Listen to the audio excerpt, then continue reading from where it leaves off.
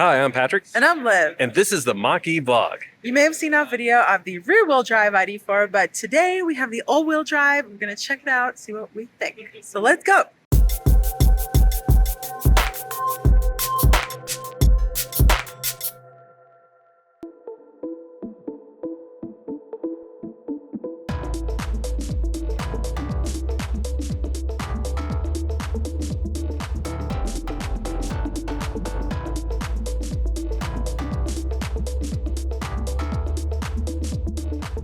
We're taking out the ID.4 now. This is the all-wheel drive. We obviously have our video with the rear-wheel drive that we'll put up over there. So I'm very excited, but it's just a really nice car. Like, even opening the trunk, everything's really nice. It's just really nice. So I was coming here to look at the pass-through, and then I moved this bag, and look, it's Velcroed, so it doesn't roll around. Oh, nice. Isn't that nice? So I'm assuming like the first aid kit also has Velcro. Oh my gosh. And it's not moving. That's really Very nice. cool. That is cool. Like Should we drive it? Let's go drive. Let's go. All right. We are inside the all-wheel drive Pro S. S stands for statement. And feels just like the other ID.4 that we were in. Let's go give it a try on the road. One cool thing about the ID.4s, they have a really good turning radius, so it's very light on the steering wheel and like very easy to get in and out of tight spaces because the turning radius is so small. Now the turning radius is smaller in the rear-wheel drive than the all-wheel drive. Yeah, right? but you can still see, like I'm taking this. You still feel it? Yeah, I mean, you can That's still awesome. tell it has a very tight turning radius. Here is a cool feature. Don't need it in a Mach-E, but I really still like this. Pretty cool. So casual, just give me sun. It takes forever. It's like slow motion. Yeah. That is really, really cool though. So we have done a ID.4 test drive, a couple of them. We have a video on that, but we were excited to try this because this is the all-wheel drive Pro S. So first of all, it has another motor. It's all-wheel drive. It's a bit quicker. I forget how much more horsepower. I think maybe 100 more horsepower by having the second motor. And 0 to 60, instead of being, I forget for the rear wheel drive, it's been a while, but it felt a bit sluggish. And this one should be a bit quicker, 0 to 60 in about 5.5 seconds. And the other one, the rear wheel drive ID.4, I thought it felt sluggish at like freeway speeds. So like 60 to 80 type acceleration. So we're gonna go to the freeway and see how this one feels and see how it feels accelerating. 5.5 seconds is pretty good. Yeah. And then we'll try the plaid. Yeah, potentially. There is a plaid at this event, so we can't drive it, but we can do a ride along. I don't think they'll be able to do a 2-second launch in that. But we're talking about the ID.4. One of the things I don't like, this is like one of their high-end interiors, and granted, it's a great value for this car. It's $48,000 starting for this one, and I don't think there's too many extra options to go above the Pro S. But $48,000, good deal on that. But this interior, I don't like at all for the color scheme. I like the interior, just the color scheme. And one of the reasons why, first of all, it's a blue car. It has like the brown and grays. But then if you look, and we'll add some B-roll of this, like you can see some of the exterior color inside the cabin. So you have the blue mixed in with these grays and browns, and I think it looks a bit off if you ask me. Yeah, you know, blue and brown is actually a really nice color combo. So I don't mind it, but the aesthetic doesn't look intentional the way that it's done, in a way. You know what I mean? It's like, I guess it's Trimble show. But if they brought in some other blue elements on the inside, But then I guess that would be completely changed based on the exterior color of the car. So that's, I don't know. It just doesn't seem intentional or deliberate. If you watched our previous ID.4 video, you know that I really love this cabin. I think it's delightful. Even though I do have a thing about side-by-side cup holders, and this does not have them, but it's okay. I really like this cabin. I think it's lovely. I really enjoy how the screens are tilted towards the driver. It's very driver focused, but you don't feel like you aren't considered. Hey VW. No, Hey ID. Is that Hey ID? There, it's listening to me. So if I, as the passenger, say Hey ID, it listens to me and I can see it light up on the dash, and we'll show you the B-roll. So you are someone who can do something in the vehicle as well as it's listening to me. I wonder what it's going to do. Wait a moment, please. Yes. I overloaded it. Please add a media streaming service first. Oh, okay, we will. Oh, thought you wanted to play a song. Probably. Okay, we're about to get on the freeway, so we're going to try the acceleration if we can. Oh my gosh, okay. All right. Feels way better than the rear-wheel drive. Not way better, a bit better, I'll say, than the rear-wheel drive ID.4. There's a bit of traffic, so we're still not up to like 60. I had to slow down to merge into traffic. But let me see how it feels accelerating while we're on the freeway. Not quite as sluggish as the rear-wheel drive. Feels pretty good. I mean, we've been driving some other EVs. We drove a Mach-E GT Performance Edition just a little bit ago. So compared to that has a lot of power. But as a passenger, compared to our Mach-E, this actually doesn't feel too bad. No, I still think ours pulls better at like freeway speeds, 50, 60 miles an hour. There's still a lot of power, and even with the premium, this feels very smooth. You know, again, this is sort of like a great car for people that, want an EV, don't need a ton of tremendous power. It's still really sporty and fun to drive. We haven't taken it on any curvy roads. And I see there's a bunch of traffic on the other way, so I'm going to get off the freeway and take some side streets back to where we're at. But I like it. This is a lot of fun to drive. Handles well so far. Ride is comfortable, fairly quiet. I think there's a bit more road noise than we had in the Mach-E that we drove earlier on the same stretch. But this is a nice interior, comfortable. It has like the massaging seats, more adjustable seats than the Mach-E, so that's another bonus feature. So there's some pros and cons. Definitely a lot of pros to this. That's why it's the Pro S. It does have the driver's assist features, which I forgot about, but as I was taking the exit lane, I got a little bit too close to the line, and it decided to guide me back inward. So it has pretty much the equivalent of like the intelligent cruise control, as well as lane keep assistance. The first thing that I did when we got in this vehicle was I adjusted my seat upwards because I like to be able to see the road, even as a passenger, especially as a driver, but even as a passenger. And I realized that I got the seat way high, like I'm really high up, and I got tons of room. And that's really nice. There have been a couple of vehicles that we've gotten in recently that when you adjust the seat the way you want it, you kind of feel like the side of the vehicle is encroaching on your headspace. And as a 5'5" person, that's probably not something I should be feeling, right?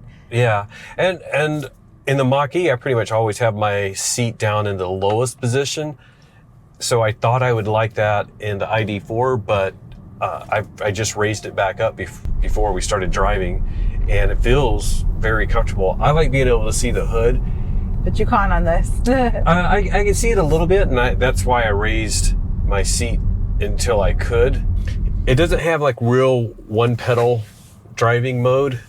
It doesn't have regen like the Mach-E that'll bring you to like a dead stop. So it takes me a little while to get used to that. It coasts fairly well. There's a lot to like about the VW ID.4, as well as, of course, this one with the added features of the all-wheel drive, the Pro S. I really like the driver's screen. The gear shift people talk about is odd. You know, I had experience one time before, or 2 times before in a test drive, and it's like no big deal. Like I hopped right in and I knew exactly how to shift. Although I'm not a fan of the like haptic buttons, the buttons are well placed. They're backlit on the steering wheel, so that's a very nice feature. They are very easy to understand, very, very well labeled. They are haptic, which I don't like that. I like a click button. You can say, hey ID, and that'll activate it, or you can hit the button to activate the voice controls. Although you didn't activate it, did you? No, I didn't. Hey ID. Hey ID. It might be There we go. There it goes. A little more deliberate, Cancel. I guess. We already spent a good amount of time in the rear-wheel drive ID.4. If you've seen that video we did a couple months ago, then you probably know that I really liked it. Patrick thought that it was underpowered. So here we are in the all-wheel drive, and it's it's $8,000 difference between the model that we tried and the model that we're in right now. So I guess you could say only, or you could say, wow, that's a lot of money. Is it worth it? $8,000. I think it depends on what you're looking for. So if you want just a normal SUV, small SUV, crossover, whatever you want to call it, for getting around town, the rear-wheel drive ID.4 is perfectly adequate. Of course, if you're in a snowy area, the all-wheel drive is almost essential. The fact that it all of a sudden elevates it so that it's a bit sportier, I think could be worth it for a lot of people as well. Not to say that the rear-wheel drive is not, I did say it was underpowered, comparing it to the Mach-E, but comparing it to something like a small Mazda crossover or small VW crossover, be quiet. It has a lot of around town zip, so I don't want to say underpowered as in unacceptable, only comparing it to the Mach-E first edition that we have. I don't think I need the power personally. Like for the rear wheel drive is totally fine. I don't need to have something that has as much get up and go as the Mach-E. For city driving, I definitely see the benefits in that 60 to 80 miles an hour push overtaking someone on the highway, but ultimately an EV is just more powerful than a gas and ICE vehicle anyways. There are Mini Coopers driving all over, and that's the car that I'm really crushing on right now, the Mini Cooper electric, but shh, don't tell the ID. The ID is still really cute. I would love this vehicle. I'd personally go for the cheaper one because if it's $38,000 and then you still get the tax incentives, that makes this like a really excellent entry-level sort of EV. It's still expensive. It was $40,000. Sorry, it's $39,000, basically $40,000. So then you get the tax incentives. It brings you close to $30,000. I wish that we had a camera on that you could see the beautiful old car that went by. Yeah, I did see that. That was gorgeous, all wooden. For some reason, we got traffic up here, and I'm trying to... Yeah. We're in Pasadena. We're driving city streets right now, and you know what? This is probably what you'll end up in your EV anyways, oftentimes, is really close quarters in city streets or trafficy highways, and I don't know if you need that much power personally. No, that's why, a lot of EVs are, surprising people on how much fun they are to drive around town, because pretty much every EV has that instant torque, and going 0 to 30, they're all pretty quick. You don't necessarily notice the difference in power until you get up to freeway speeds. And then it's, you're probably just cruising around. So I don't know, depending on what you're looking for. This is a very comfortable ride. I haven't turned on the massaging seats and all of that. The navigation is pretty sweet. As you can see, we're in the maps right now, and you can see exactly where every charger is around us. So, and it's easy to zoom in. There we have 7.2 kilowatt PMB. Oh, and then we could just hit start to start navigating there. We could favorite it. That's very, very cool. And I believe now they've added the way to filter it so that you can only go for DC fast charging if you're looking for that. The home button that some people couldn't find is very easy. It's just like on every phone. One of the cool things about the ID.4, oh, we're driving, so we can't do that. But I can. So here are the preset ambient lighting moods, basically they call them. But we can customize it as well. We can see what vitality looks like to them. And this changes some of the lighting that you can't really see on the camera right now. Definitely can't see. It's yeah, too you bright. definitely can't see, but you would be able to see it down there and underneath this trim here. Oh, that one we can sort of, yeah, we can see that. I'm good at it. How about blue? Maybe Yeah, not. we can see that actually. Cool. Yeah, that's really cool. Obviously, it's a super subtle feature during the day, but I just really like this. Why shouldn't you have the ability to customize this if it's your vehicle?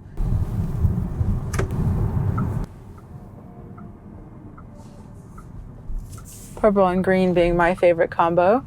Isn't it absolutely awesome that it then customizes your... Look who's a... As you can see, we have the RWD motor in front of us. That is EV Nomads. They're driving that around. I think they took it to get some in and out. So hopefully we get to hear how that experience was. Maybe they'll have a video out in it. We'll follow them. Yeah. Which vehicle do you think was more fun, the VW ID.4 or the RWD motor? You know, I was just saying to somebody else, it's like the Arkimoto is like just this little thing, and we're driving some really fast, fun vehicles, but that thing is just so much fun and brings a smile to your face when you're playing around in it. So watch that video. It'll come out, or it's already out. Our Arkimoto video and theirs. And theirs and others. Oh, they're going the wrong way. I know. Oh shoot, I was following you. Maybe they. Okay, the so now we Audi's get the coming back. We can play with the turning radius. Yeah. Okay.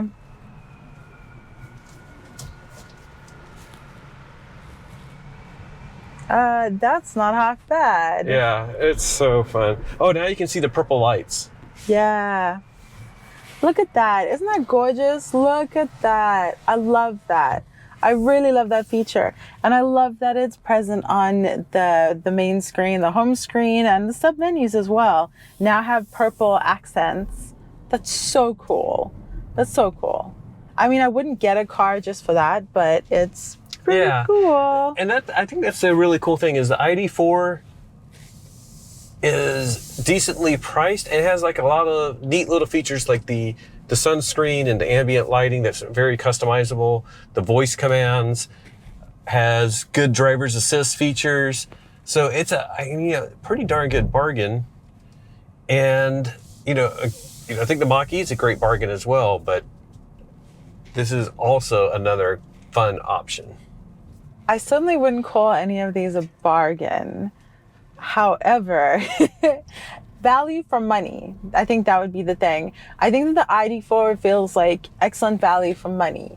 If I could get away with just having the rear wheel drive, I certainly would.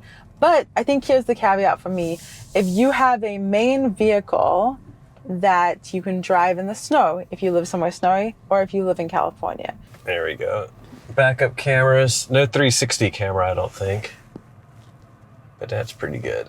I'm looking for my parking brake from the Mach-E, but we don't have that. Where is the parking brake? It's on the store. There it is. Yeah.